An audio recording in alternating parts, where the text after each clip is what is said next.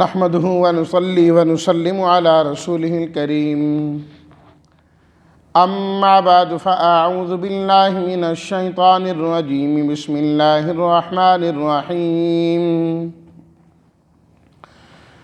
وَلَنَبْلُوَنَّكُمْ بِشَيْءٍ مِّنَ الْخَوْفِ وَالْجُوعِ وَنَقْصٍ مِّنَ الْأَمْوَالِ وَالْأَنفُسِ وَالثَّمَرَاتِ وَبَشِّرِ الصَّابِرِينَ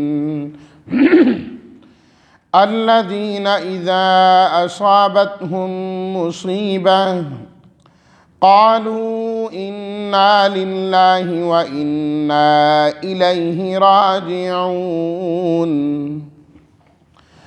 أولئك عليهم صلوات من ربهم ورحمة وأولئك هم المهتدون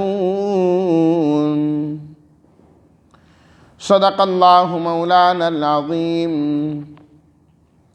اللهم صل على سيدنا ومولانا محمد وعلى آل سيدنا ومولانا محمد وبارك وسلم وَلَنَبْلُوَنَّكُمْ واو کا معنی ہے اور، لام البتہ، نب نون شروع میں، نون کا معنی ہوتا ہے ہم، یا آئے تو وہ ایک، تا آئے تم، نون آئے ہم،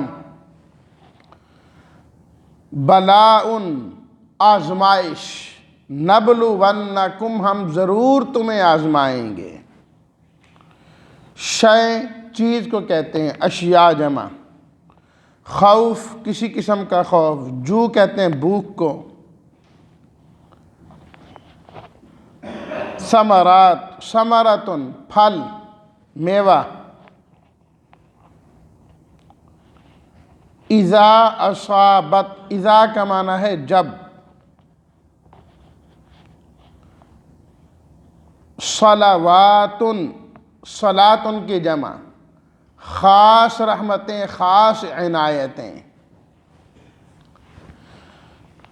ترجمہ ان آیات کا، اور ہم ضرور بالضرور آزمائیں گے تمہیں کچھ خوف، بھوک، مالوں کی کمی، جانوں کی کمی اور پھلوں کی کمی سے،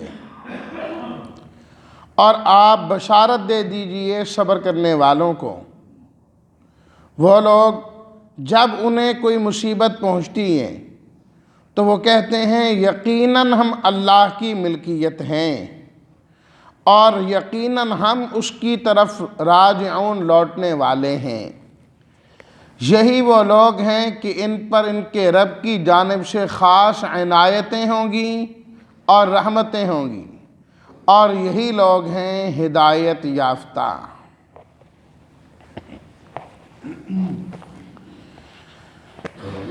ان تین آیات میں صبر کا ادنا درجہ ذکر کیا گیا ہے۔ کل کے درس میں ہم نے جو آیت پڑھی اس میں صبر کا اعلیٰ درجہ مذکور تھا، اللہ کے راستے میں اپنی جان کا قربان کر دینا، وہ اعلیٰ درجہ ہے۔ فرمایا کہ اس کے علاوہ بھی اور اس کے ساتھ ساتھ بھی انسان کی آزمائشیں ہوتی رہیں گی، مختلف آزمائشوں سے انسان گزرتا رہے گا۔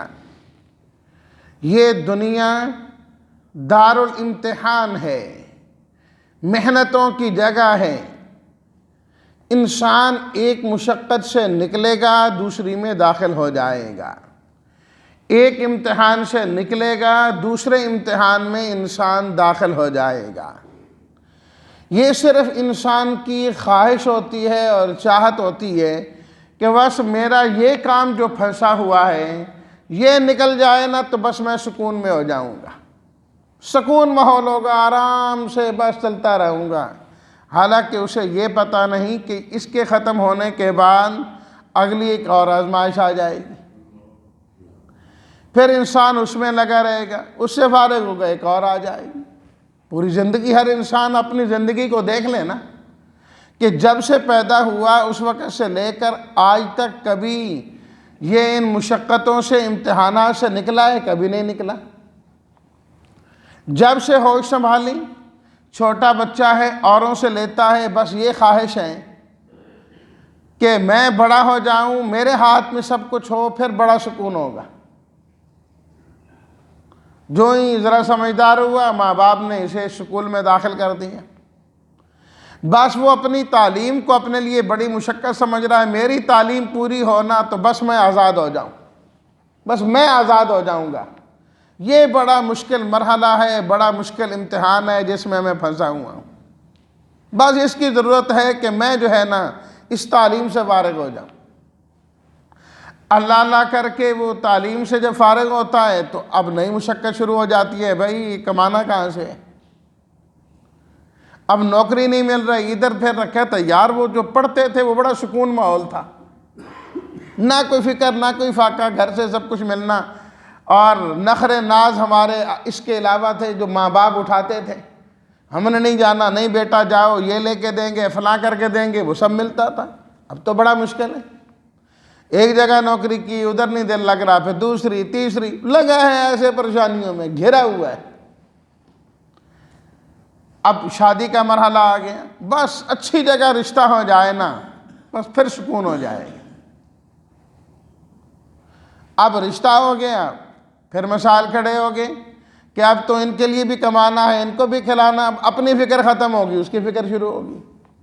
اب پھر اولاد ہوگی، بس اولاد میری جو اب ہو گئی ہے نا، بس اس کو اچھی تعلیم دلا لوں نا، میں اس کے بعد فارغ ہوں، بس میرا ایک ہی یہ کام رہ گیا۔ اب ہر وقت اس پریشانی میں، اس سے نکلے گا، اولاد جوان ہوگی، اب اس کا بھی تو کچھ سوچنا ہے، اس کی شادی کا بھی، فلاں چیزوں کا بھی، اب اس کے پیچھے لگا ہے۔ اسی طریقے سے انسان کی زندگی پوری ہو جاتی ہے، پوری ہو جاتی ہے۔ یہ انسان ان امتحانات سے، ان چیزوں سے باہر نکلتا ہی نہیں ہے۔ یہ انسان کو دھوکہ ہے کہ میں اس سے فارغ ہو جاؤں، بس پھر پرسکون ہو جاؤں گا، فلاں فلاں کام کر لوں گا، ادھر چلا جاؤں گا۔ نہیں، اللہ تعالیٰ فرما رہے ہیں وَلَنَبْلُوَنَّكُمْ، ہم ضرور ضرور آزمائیں گے، پکی ٹھکی بات ہے، آزمائشوں میں ہم نے تمہیں رکھنا ہے۔ بِشَيْءٍ مِّنَ الْخَوْفِ، اور اللہ تعالیٰ نے وہ چیزیں ذکر کی کہ وہ کیا ہیں۔ فرمایا کہ آزمائش یا تو ہوگی خوف کے ذریعے، بیرونی اسباب سے جو انسان پر پریشانی آتی ہے وہ خوف ہے، کسی نہ کسی چیز کا ڈر اس پر رہتا ہے، تلوار اس پر لٹکتی رہتی ہے، یار یوں نہ کیا نا تو اب یوں ہو جائے، اچھی تعلیم نہ حاصل کی تو پھر کیا ہوا، کچھ بھی نہیں، رہ جاؤں گا، یار ضرور جانا ہے، اگر دفتر میں نہ گئے انہوں نے تو نکال دینا ہے مجھے۔ خوف اور ڈر انسان پر مسلط رہنا ہی رہنا ہے، کچھ نہ کچھ آتا رہے گا، وہ الگ بات ہے کہ ہر انسان پر مختلف اعتبار سے آئے گا، ضروری نہیں کہ سب پر ایک ہی طرح سے آئے۔ والجوع، انسان کو بھوک بھی لگتی ہے، انسان کھاتا پیتا بھی ہے، اس کے بغیر تو انسان زندہ نہیں رہ سکتا۔ فرمایا کہ بسا اوقات انسانی زندگی میں ایسے دن بھی آ جاتے ہیں کہ کھانے پینے کے لیے کچھ نہیں ہوتا، وہ اسباب مہیا نہیں ہو پا رہے ہوتے، اب کہاں سے لائیں، کس سے لیں، کسی سے لیں، تب شرم آتی ہے، خود اپنے پاس ہے نہیں ہے، یا بسا اوقات ایسی جگہ میں جا پھنستا ہے، پیسے ہیں، سب کچھ ہے، وہاں کھانے پینے کو ملتا ہی کچھ نہیں ہے۔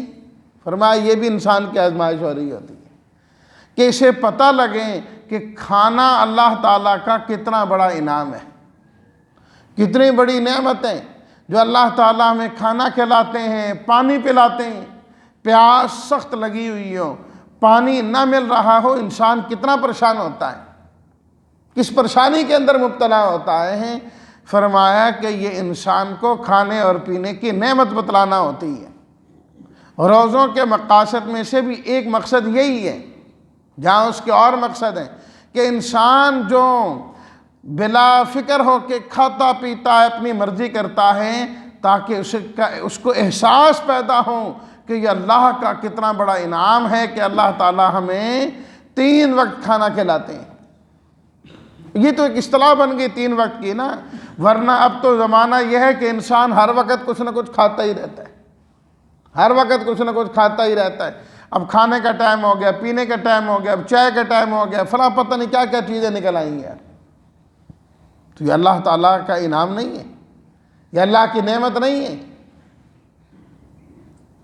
ان سے جا کے پوچھئے جو بیچارے کھا نہیں سکتے اپنی مرضی سے، پی نہیں سکتے، بس نالیاں لگی ہیں جو اس میں ڈال دیا جائے معدے میں پہنچ جائے، اللہ اللہ خیر سلام، نہ کوئی ذائقہ نہ کوئی اور بات۔ یہ کھانے کے ذائقے الگ رہ رہا ہے اور پیٹ اس کا الگ بھر رہا ہے۔ پانی پیتا ہے، وہ پانی جب انسان کی زبان کے ساتھ لگتا ہے اس کا لطف الگ ہوتا ہے، اور اندر جا کے پیاس بجھاتا ہے وہ الگ نعمت ہوتی ہے۔ دونوں چیزیں الگ الگ ہیں، الگ الگ ہیں۔ والجوع، فرمایا کہ ہم بھوک کے ذریعے سے آزماتے ہیں، بھوک کے ذریعے۔ وَنَقْصٍ مِّنَ الْأَمْوَالِ، اور کبھی مالوں کے اندر جو ہے وہ کمی ہو جاتی ہیں، کمی ہو جاتی ہیں۔ اللہ اکبر، کہ پہلے خوب کما رہا تھا، اللہ تعالیٰ خوب عطا فرما رہے تھے، نہ کبھی رب کا شکر ادا کیا نہ کچھ۔ اللہ تعالیٰ فرماتے ہیں جان بوجھ کر ہم ذرا تھوڑی سی کمی کرتے ہیں، تھوڑی سی کمی کرتے ہیں، کہ اب دیکھو انسان کیا کرتا ہے، ہماری طرف متوجہ ہوتا ہے یا نہیں ہوتا، یا نہ شکری میں آتا ہے کہ ہو پہلے تو بڑا اچھا کاروبار تھا، کام بڑا اچھا تھا، اب مر گیا، تباہ ہو گیا، یہ ہو گیا وہ ہو گیا۔ ہم یہ بھی دیکھنا چاہتے ہیں، یہ بھی آزمائش ہے۔ مال مل جائے تب بھی آزمائش ہے، مال کم ہو جائے نہ ملے تب بھی آزمائش ہے۔ اللہ تعالیٰ دونوں طرح آزماتے ہیں، کبھی دے کے آزماتے ہیں، کبھی لے کے آزماتے ہیں۔ دیا اس لیے کہ اب دیکھو یہ کیا کرتا ہے، وافر رزق آئے تو کرتا کیا ہے، اور رزق میں تنگی آئے تو پھر کیا کرتا ہے۔ والانفس، اور اسی طرح نفسوں اور جانوں کو کم کرتے ہیں، اس کے عزیز و اقارب میں سے، اس کے رشتہ داروں میں سے، اس کے دوست احباب میں سے لوگوں کو ہم اٹھا لیتے ہیں، اپنے پاس بلا لیتے ہیں۔ فرمایا کہ اس میں بھی اس انسان کی آزمائش ہوتی ہے، امتحان ہوتا ہے کہ اب یہ کیا کرتا ہے۔ جب اس کے قریبیوں میں سے کوئی اللہ کے پاس چلا گیا، اب اس کا رویہ کیا ہے، اس کی زندگی میں اس کے ساتھ کیا رویہ تھا، جانے کے بعد اس کا کیا رویہ ہے۔ موجودگی میں تو بڑا محبت کے دم بھرتا تھا، جانے کے بعد اس کی آل اولاد باقیوں کے ساتھ اس کے تعلقات کیسے ہیں، یہ بھی آزمائش ہوتی ہے۔ والانفس، نفسوں میں کمی، نفسوں میں کمی۔ والثمرات، اسی طریقے سے پھلوں میں کمی، باغات کہ جو پھل اسے مل رہے تھے اب وہ اس طرح کے نہیں ملتے، اس میں بھی امتحان ہے۔ اور اسی طریقے سے کسی بھی چیز سے حاصل ہونے والا جو نفع ہے وہ ثمرات میں آتا ہے، ثمرات میں آتا ہے۔ اور اسی لفظ ثمرات کے اندر انسان کی اپنی اولاد بھی ہیں، انسان کی اولاد بھی ہیں۔ فرمایا کہ کبھی ہم تمہاری اولاد میں کمی کر لیتے ہیں، اس میں سے کسی کو اپنے پاس بلا لیتے ہیں۔ اب ہم دیکھتے ہیں کہ انسان کی چہیتی اولاد جب ہم لے گئے، اب اس انسان نے کیا معاملہ کیا، اب اس کی حالت اور کیفیت کیا ہے، یہ بھی ایک آزمائش ہے۔ اور اگر اس موقع پر وہ صبر کرتا ہے تو اللہ اسے بڑا اجر دیتے ہیں۔ حدیث میں آتا ہے، نبی کریم صلی اللہ علیہ وسلم نے ارشاد فرمایا، ترمذی شریف کی حدیث ہے، وہاں درج ہے، آپ علیہ الصلوۃ والسلام نے فرمایا کہ جب فرشتے اللہ کے حکم سے کسی انسان کے بیٹے اولاد میں سے کسی کی روح کو قبض کرتے ہیں تو اللہ تعالیٰ فرماتے ہیں اقبضتم ولد عبدی، کیا تم نے میرے بندے کے بیٹے کی روح کو قبض کر دیا؟ اقبضتم ثمرۃ فؤادہ، کیا تم نے میرے بندے کے دل کے ثمرہ پھل، یہ لفظ وہاں پر آیا، اس کے دل کا جو ٹکڑا ہے وہ لے کے آ گئے ہو؟ فرشتے فرماتے ہیں بالکل پروردگار، آپ کا حکم تھا، ہم نے اس طریقے سے کیا۔ اللہ تعالیٰ فرماتے ہیں اچھا یہ بتاؤ کہ جب تم نے اس کی بچے کی روح کو قبض کیا تو وہ اس وقت کیا کہہ رہا تھا؟ کیا کہا؟ پروردگار وہ اس موقع پر بھی آپ کی تعریفیں کر رہا تھا. وہ کہہ رہا تھا کہ اللہ کا یہ مال ہے، اس کی ملکیت ہے، جس طرح وہ چاہے میں اسی حال میں خوش ہوں. اللہ پاک فرماتے ہیں اچھا اس امتحان اور مصیبت اور پریشانی کے وقت میں بھی اس نے میری تعریف کی، جاؤ جنت میں اس کے لیے محل بنا دو اور اس کا نام رکھ دو بیت الحمد. بیت الحمد نام رکھو کہ اس مشکل وقت میں بھی یہ میری تعریفیں کرتا ہے، یہ جو ہے مجھے یاد کرنے والا ہے. اللہ اکبر.